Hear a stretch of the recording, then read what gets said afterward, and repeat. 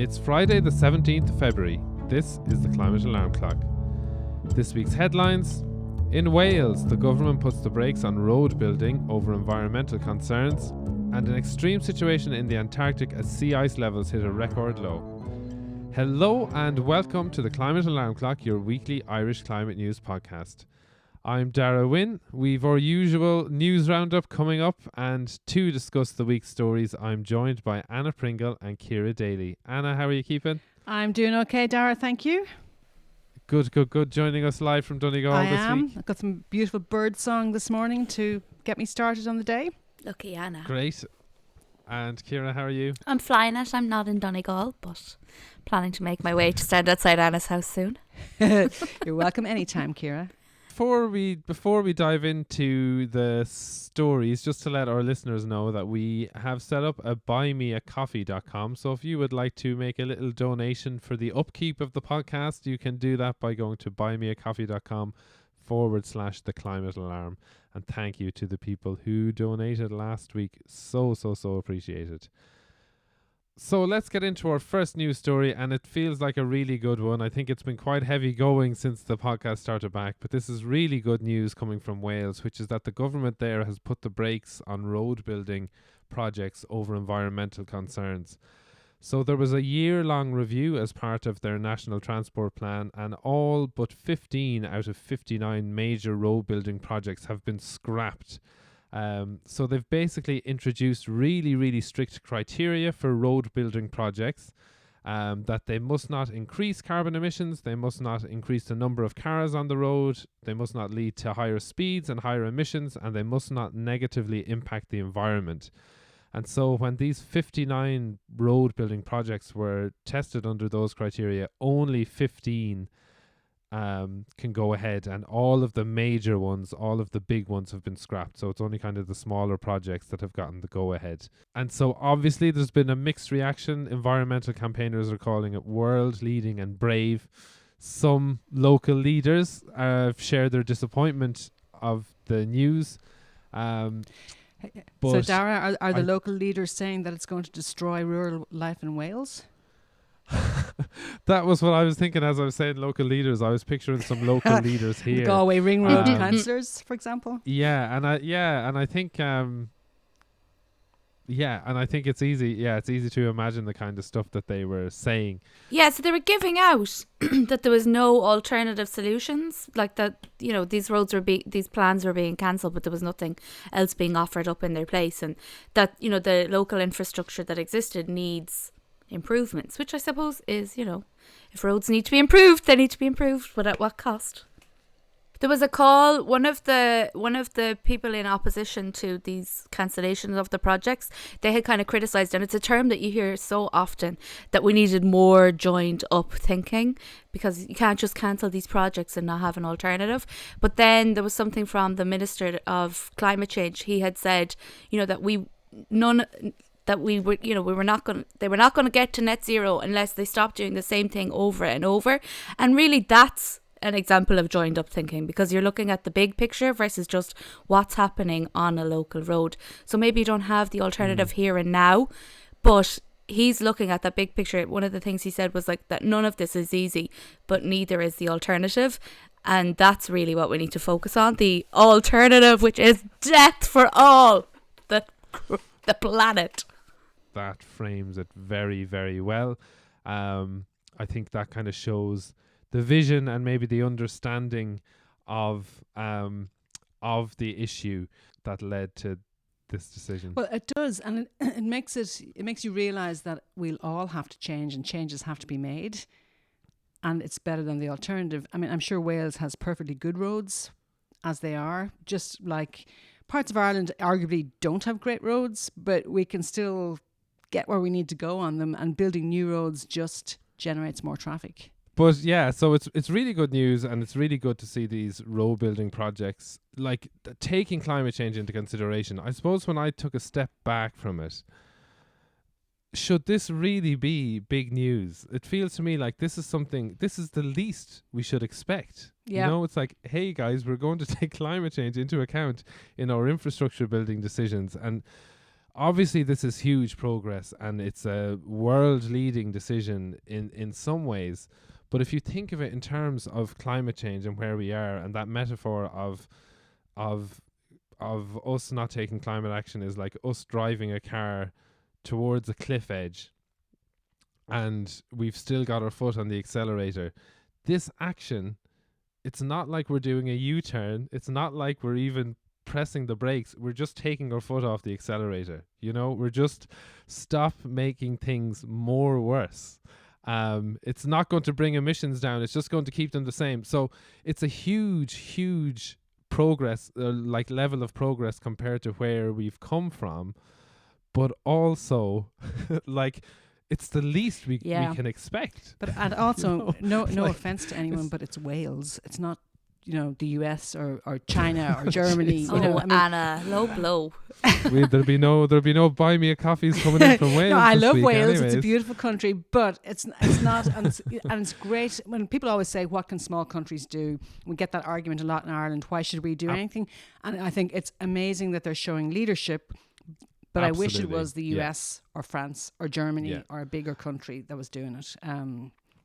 One thing that I really like about this development in Wales is that we can trace it back to the Commission for Future Generations. So this is a commission that was set up in Wales that requires public bodies to think about long-term impacts of their decisions, to work better with people, communities and each other, and to prevent persistent problems such as poverty, health inequalities and climate change. So this commissioner is able to challenge some of the Welsh government's decisions, asking, are you taking future generations into account?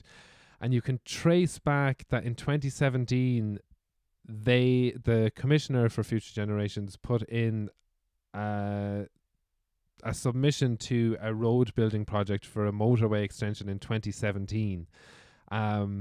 Where they were going to borrow lots of money to build a new motorway. And so the argument that was made was, we're borrowing money, putting debt on future generations for a project that's ill-conceived, that's not sustainable, that's not a long-term solution, and that isn't going to fix social, environmental and economic problems.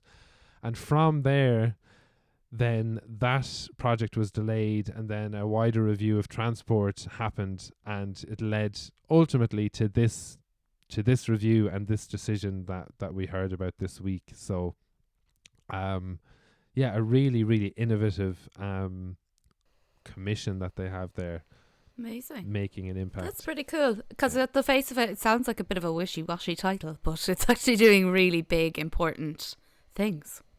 Yeah, and it's one of these things that is making an impact. Obviously, it can be a bit frustrating at the pace of change that we need, but it is actually having a really, really meaningful impact, and is guiding Wales policy development in quite a progressive way.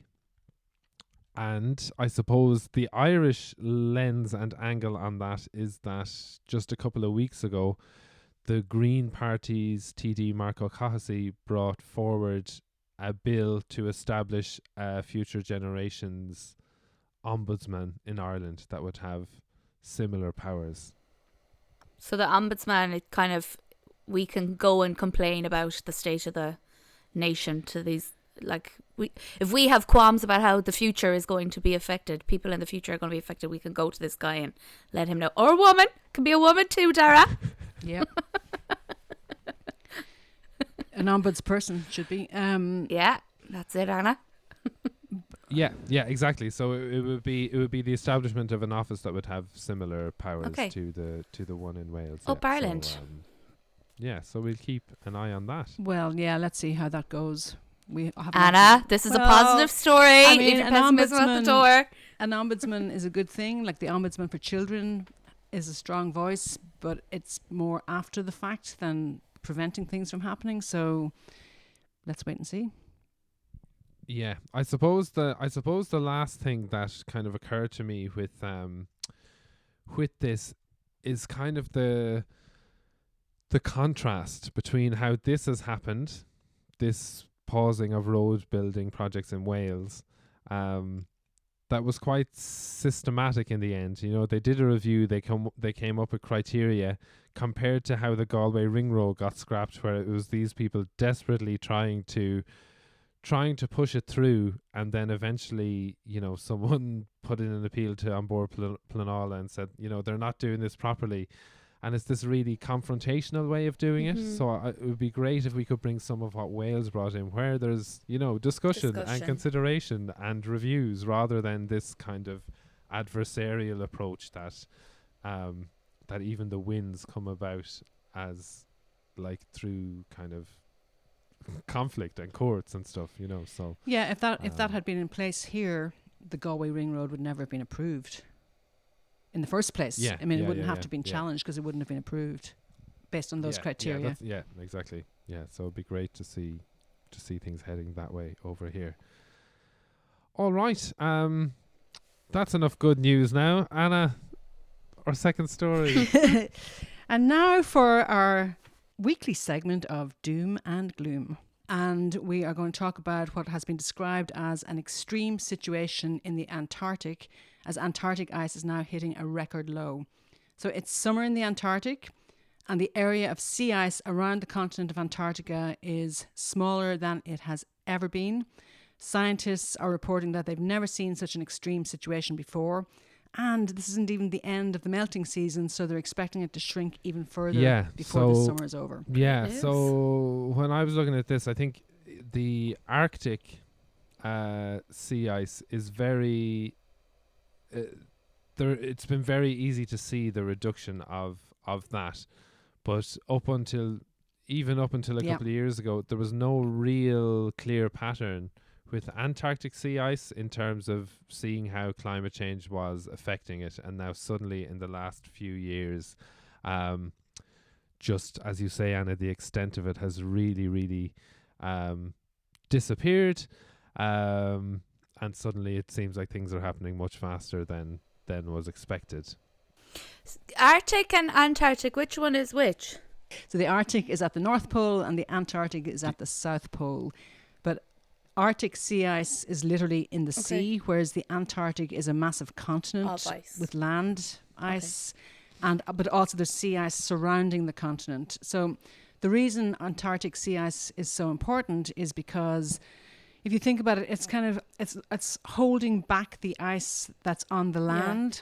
So what you start to hear about glaciers and ice shelves that could start collapsing. And the sea ice actually holds them back and keeps them on the land and stops them from reducing or accelerating the reduction of them. But if there's no sea ice, there's seawater. There's nothing to stop them sliding off into the water. So that's a very simplistic way of describing it. No, that's it. I think the way I saw it described is it's the sea ice is like a cork holding the water back in a bottle. And you'll hear people saying, "Oh, it's sea ice. That's not going to cause the sea to rise because it's already in the water," which is true. But what will cause the seas to rise or the oceans to rise is if massive ice sheets slide off into the water and melt. That will have a dramatic impact on sea levels around the world. So a bit of joined up thinking here. Yeah. We protect the Antarctic. We protect the countries that are not up there, but where we are inhabiting. Yeah, exactly. And I suppose, to give even more joined up thinking in probably a more depressed way, is that there's so much locked in warming. We know the planet is going to continue to rise. We know the oceans are going to continue to warm. That even if we stopped all emissions today, some of this sea ice is going to melt. Some of the glaciers are going to calve and going to go into the sea and cause sea level rise. Now it will be over the course of decades and centuries, but for example, the Thwaites Glacier, which is known as the Doomsday Glacier, that we've probably already passed the point of that going into the sea. That will, when all of the ice that is holding back on land gets into the sea, that will ultimately lead to 65 centimeters of sea level rise. So what's that, over 2 foot. So that is something that is almost Yeah. certainly going to happen. We don't know over what time scale, but it's pretty much unavoidable. So And that's from that glacier alone. from that glacier alone. Yeah. So that's when you Yeah. talk about joined up thinking, we don't know when this is going to happen, but it is going to happen sometime. Sea level rise is something that is going to happen. And so think, what should a commissioner for future generations be doing? You know, like Shouting stop. looking at populated areas by the sea and saying, this is something that's going to be an issue. Let's tackle it now. Yeah. Let's get going before it becomes a crisis. I That's, suppose you could argue that the Ministry for Roads, I am so sure that that's not the ministry, but let's go with it. They should probably be looking at that too, how what they do affects that. Absolutely. yeah, for sure. Well, I mean, look, we saw in Ireland this week that the Bray to Greystones railway line is falling apart because of coastal erosion, and it's too expensive to move it, and and very, very expensive to fix it. You know, so this is all connected. Coastal erosion will become a much bigger issue, and guess what? We're a coastal country. Yeah, sure and Antonio Guterres was talking about this this week as well, wasn't he? About sea He level was rise? indeed. But before we go away from the Antarctic, just to give you a sort of sense of just a visual of this. 125 years ago in the Antarctic summer, a Belgian research vessel was trapped in ice for more than a year, right? So just think about that. You know, all those images we have of polar explorers getting trapped in ice and so on. Mm-hmm. That happened in exactly the same region now, where this scientific vessel is sailing in ice-free waters. So just think about that difference. That's the difference that we're seeing. Yeah, that's pretty huge. Yeah. And then you're right, Darragh. Antonio Guterres, our friendly climate crusader, he has warned that the climate crisis is causing sea levels to rise faster than we've seen in 3,000 years. And he says it's bringing a torrent of trouble to almost 1 billion people. And he mentioned cities like London, Los Angeles, Bangkok, Buenos Aires that will likely be underwater at this rate. And, you know, you'd have to add Dublin, Galway, Cork. Well, Cork's already underwater half the time. But, you know, our cities are all coastal cities, and with the exception of Kilkenny, maybe, and challenged by this. Yeah. So it's in like this has been happening all of this time, and we know that it's going to continue happening, and these are going to be the effects. So we really kind of need to pull up our socks and do something. We sure do. And again, we're seeing Antonio Guterres as one of the leading voices on this. But we also heard another voice this week from New Zealand. And you remember we talked about New Zealand a couple of weeks ago. So on top of their catastrophic floods, this week they had Cyclone Gabrielle, which is very prettily named, but it destroyed the country. They declared their third ever national emergency because of it. But again, their climate change minister, he was furious when he was talking to Parliament, and he said, this is climate change. And when in his speech to Parliament, he said, the lost decades that we spent bickering and arguing about whether climate change was real or not, whether it was caused by humans or not, whether it was bad or not. He said, these are lost decades. And he said, we can't put our heads in the sand when the beach is flooding. We must act now. So if you think about it, we're still in those lost decades here in Ireland with all the discussions we hear about whether it's real or whether we need to do anything. But we can't keep putting our heads in the sand. That's a brilliant line. We can't put our heads in the sand when the beach is flooding. Great line. Yeah. Fair play. Oh yeah, I didn't even really hear the second part of that. That's But a nice analogy. it's very poignant. Like you said, Anna, it's their third climate emergency in history, and like their second one was 2 weeks ago. So that's very stark. It's the third time they've declared a national state of emergency in history. Yeah.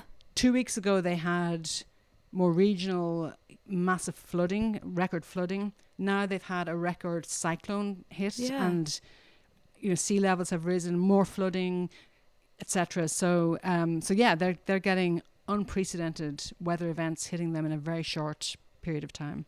Yeah, it's very scary. Yeah. Okay, shall we move on then to the stories that we didn't get covered this week? Sure. Let's do it.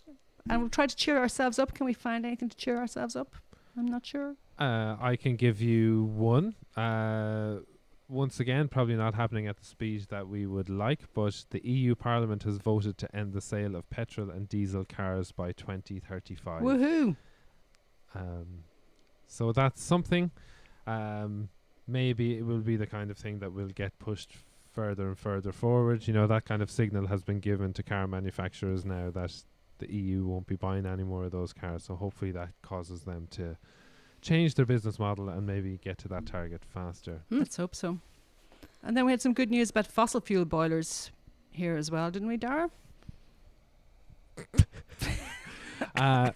You can be the good news. You can be the good news person this week, Darragh. Yeah, you love boilers. Which was the Department of Housing advisor Sean Armstrong told in the Oireachtas Committee that by the end of next year, fossil fuel boilers in new dwellings will be fully phased out, with heat pumps taking their places. So all new builds will have heat pumps rather than oil or gas boilers from the end of next year. So excellent. Once again, something going in the right direction. Although, as the housing campaigners would say, we're not building enough new houses. But anyway, at least they're all going to have heat pumps. So that's good news. Yeah. You guys are losing it this week. And then we also saw from Wind Energy Ireland had a conference this week where they heard about 36 offshore wind farms which are in the design or planning phase and hoping to be complete by 2030. But the WEI Chief Executive Noel Cunniff said that at least 7 need to be built and in operation by 2030 if the emissions reduction targets for the sector are to be achieved. So it's hopeful that they're making progress, but it's still very slow from a planning and permitting point of view. And the other thing to say is wind farms don't bring emissions down. No. Stopping burning oil and gas, that's what brings the emissions down. Reducing demand. And reducing demand. So that's what we need to. That's what's actually going to get our emissions down. So if we have all these wind farms, but our electricity demand just balloons, then it's going to achieve very little.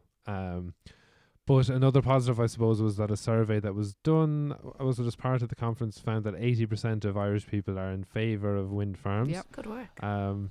Which is good. I saw a really nice comment, I think, on Twitter, and apologies to whoever it is that I'm not quoting, but that they said that, you know, wind farms might be an eyesore and, you know, they might ruin the landscape, but the alternative is like ruining a glacier somewhere out of sight by continuing to burn. Yeah, I don't think that's a very compelling argument, though, because it's my landscape, it's not my glacier. You know, it's like...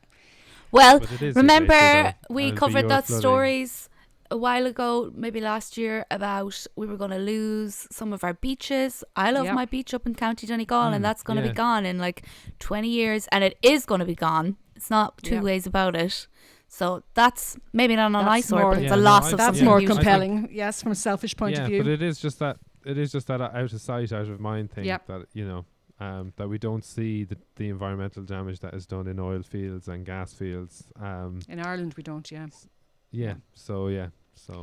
But then, Darragh, the RTÉ's flagship evening news programme, I don't know, one of the days during this week, talked about this offshore wind farms, and the only people they had on were people objecting to them, mostly for aesthetic reasons, because they don't want their nice view when they go to the beach spoiled by offshore wind farms. Well, you heard it here first. The climate alarm clock loves wind farms, and we think they look well, great. so long as they're not totally destroying the environment put them up beside Anna's house. We've got plenty of them around here in Donegal, that's for sure, and unfortunately some of them are built on bogs and places they shouldn't be built. But so long as they're built in the right place. I can't please you, Anna. I know. And we actually, if you go back and listen to our first series, Anna did a brilliant feature about bog slide in Donegal. We sort of serialised it over 4 parts, and it's really, really well worth going back and having a listen to that. I also want to give a shout shout out. The out. complexity of wind farms. I want to give a shout out to another episode we did. You did it as well, Anna. The community, the power community. What was it called? Connecting Cabra. Yeah, love that. It's not really about this, but I'm just going to give it a shout out because that's my favourite episode we ever did. Well, it is about this in the sense that it's about communities taking ownership for their own power usage and sustainable, and trying to do a lot of things within the community, which I think is really important. And that is an issue with wind power in Ireland, is that communities don't feel ownership of it, and it's all big investors making money somewhere off in the distance and ruining our views. So but it's a lovely episode, Anna. That's the point. Do we have any other stories, or can we end on a positive note? Okay, it is a lovely episode. It's very inspiring, and it's called Connecting Cabra, and you can find it in the podcast somewhere. The podcast world. Great. Okay, while that two of you laughing at the same time, that feels like a great place to end it for this week. Ciara and Anna, wait, we need chatting. to do a shout out for an action though. Oh, sorry. Well, that's an action. So just that's my action for the week. Go and listen to Connecting Cabra. Okay, well, here's what another are your guys' action. actions? Here's another action. So here's an action for everyone to consider for this week. There is a solidarity march for Ireland for All, and it is on in Parnell Square, going from Parnell Square to the Custom House on Saturday the 18th of February, which is tomorrow, starting from Parnell Square at 1:30 p.m. The goal of the march is diversity, not division, and that we're all stronger together. Homes for all, healthcare for all, services for all, and I could also add climate for all. So a lot of the environmental groups will be there, a lot of different groups, a lot of people will be there just to show solidarity and build our community. So I'll be there. And so I'll be there. Great music lineup as well. Oh, is there? Christy Moore, Maverick Sabre, Adam Mohammed. Yeah, really, really, really good performances lined up. And also there are buses going, subsidised buses going from all around the country. Amazing. So if you think, I'm listening in Galway, Ciara, or I'm listening elsewhere, there are buses going for, I think it's €5 or €10. A lot of the brilliant. Tickets are. So I know there's some people coming so from down if you are from listening Donegal. on Friday, oh great. So if you are listening on Friday, do check it out. Really, really important thing to go do. And all it is just showing up and being with people who feel that we have a sense of community and that that's what this country is about, and that we need to show that. Yeah, absolutely. Lads, whatever I put in your tea this week has worked, because you guys are singing sunshine. Apart from that one story about the Antarctic, but we'll let that fly. We'll let that fly. But minor detail. Okay, Darragh, go on, wrap it up. I'll shut up. I'll behave. All right, that is it for this week. Great chatting to you both, Anna and Ciara. Thanks, Darragh. Great chatting to you too. I'm off to listen to the birds in Donegal again. Good girl. And if you did enjoy listening to the podcast, please do share it with a friend, and a reminder to follow us on Facebook and Instagram at Climate Alarm Clock, and on Twitter and Mastodon at The Climate Alarm. As I mentioned at the start of the episode, we have set up a page on buymeacoffee.com.